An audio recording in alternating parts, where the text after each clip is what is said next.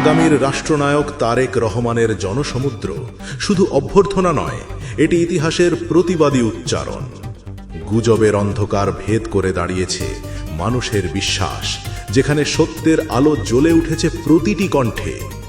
তারেক রহমানের দেশে ফেরাকে ঘিরে যে অপপ্রচার ছড়ানো হয়েছে, ভারতের সাথে চুক্তি, বিদেশি ইঙ্গিত, সবই প্রমাণহীন কল্পনা। গণমাধ্যমের বিশ্লেষণ, দলীয় নেতাদের বক্তব্য, সবই বলছে এটি জনতার আহ্বান, দেশের মাটির টান, মানুষের আস্থা। 17 বছরের দীর্ঘ অপেক্ষার পর তিনি ফিরেছেন ইতিহাসের মঞ্চে। জনতার ঢেউ প্রমাণ করেছে কোনো বিদেশি সমঝোতা নয়, বরং মানুষের বিশ্বাসই তাকে ফিরিয়ে এনেছে।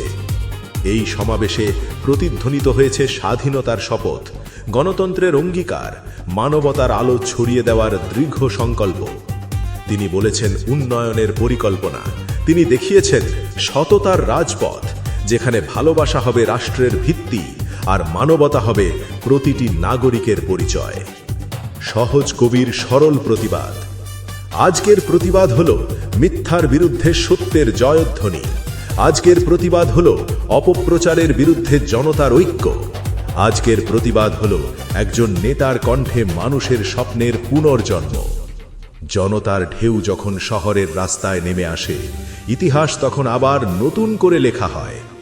আজকের এই প্রতিবাদী জনসমাবেশে জন্ম নিয়েছে এক নতুন অধ্যায়, যেখানে নেতৃত্ব মানে শুধু ক্ষমতা নয়, বরং মানুষের হৃদয়ে আলো জ্বালানো।